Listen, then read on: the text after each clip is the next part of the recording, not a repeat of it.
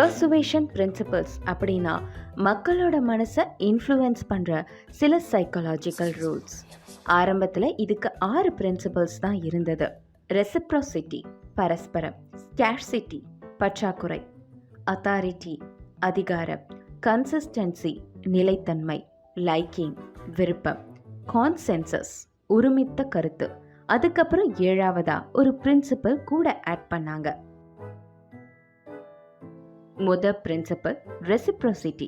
அதாவது நீங்க ஒருத்தருக்கு ஏதாவது கொடுத்தா அவர் உங்களால இன்ஃப்ளூயன்ஸ் ஆகிறதுக்கு நிறைய வாய்ப்பு இருக்கு.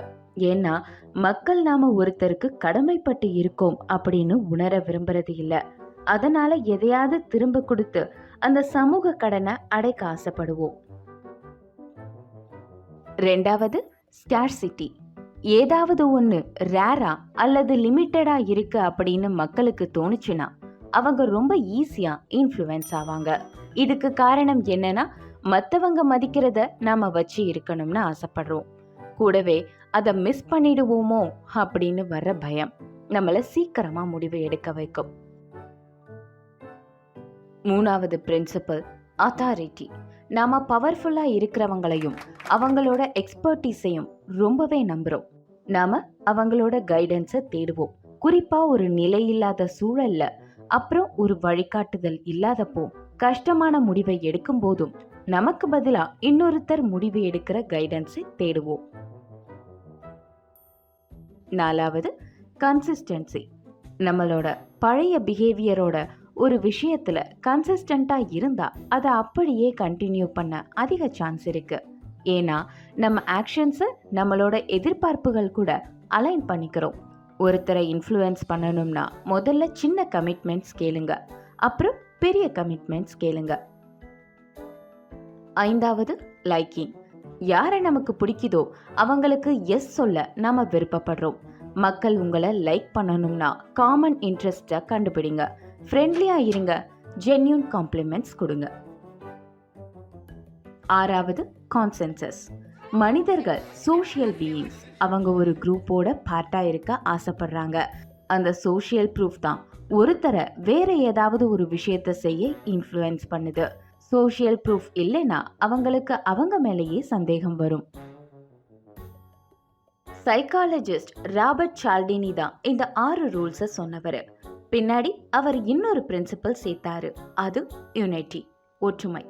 அதாவது மக்கள் இந்த 3 விஷயத்தை ஷேர் பண்றவங்க மேல அதிகமா இன்ஃப்ளூயன்ஸ் ஆகுறாங்க. அது அவங்களோட நம்பிக்கை, வேல்யூஸ், அனுபவங்கள். அப்படின்னா இப்போ இந்த பிரின்சிபல்ஸை புரிஞ்சுக்கிட்டீங்களா? இப்போ ஜெயா ஒரு யங் ஆண்டர்பிரினரை சந்திக்கலாம். அவங்க இந்த பிரின்சிபல்ஸை படிச்சு தெரிஞ்சுக்கிட்டதுக்கு அப்புறம் ஒரு சக்சஸ்ஃபுல்லான எலுமிச்சை ஜூஸ் பிசினஸ் ஆரம்பிச்சாங்க. அவங்க கதையை பார்த்து எந்த பிரின்சிபல்ஸை எந்த சீக்வன்ஸ்ல யூஸ் பண்ணாங்கன்னு சொல்லுங்க. ஜெயாவுக்கு முதல்ல பிசினஸ் ஆரம்பிக்க ஃபண்டிங் தேவை. அதுக்காக பொட்டென்ஷியல் இன்வெஸ்டர்ஸ்க்கு ஃப்ரீ சாம்பிள்ஸ் கொடுத்தாங்க. அப்புறம் பிசினஸ் ஐடியாவை ப்ரெசென்ட் பண்ணும்போது ப்ராடக்டை ட்ரை பண்ணதுனால இன்வெஸ்டர்ஸ் இப்போ அவளோட ஐடியாவை கவனிச்சாங்க.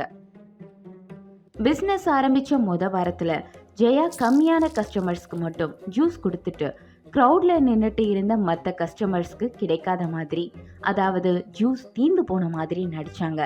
அதனால அவங்க ப்ராடக்ட்டுக்குன்னு ஒரு தனித்துவ உணர்வை உருவாக்குனாங்க. அதுக்கப்புறம் ஜெயா தன்னோட டாப் கஸ்டமர்ஸை ஷோகேஸ் பண்ணாங்க. பாசிட்டிவ் ரிவ்யூஸ் கொடுத்தவங்களை என்கரேஜ் பண்ணாங்க. கீ ஒப்பீனியன் லீடர்ஸை இன்வைட் பண்ணி சண்டேஸ்ல உள்ளூர் இசைக்குழுவை வச்சு நிகழ்ச்சி நடத்தினாங்க. ஜெயாவோட ஜூஸ் பாப்புலர் ஆனதும் கஸ்டமர்ஸ்க்கு தேவையான அளவு ஜூஸ் கிடைக்காம தவிச்சாங்க.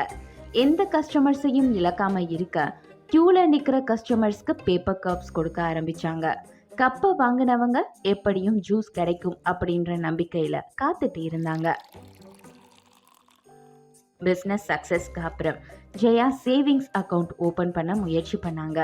அப்போ அவளை பார்த்து பேங்கர் சிரிச்சாங்க. அதனால அவ சப்ளையரோட பார்ட்னர்ஷிப் பண்ணி ஜெயா தன்னை நம்பிக்கையானவங்கன்னு காட்டி தன்னோட பேங்க் வேலையை முடிச்சாங்க. அவங்களோட பிஸ்னஸ் இன்னும் ஸ்ட்ராங்காக்க ஜெயா தன்னோட கஸ்டமர்ஸோட கருத்துக்களை கூர்ந்து கேட்க ஆரம்பிச்சாங்க. அப்புறம் சமுதாயத்தில் ஆர்வம் காட்ட ஆரம்பிச்சாங்க.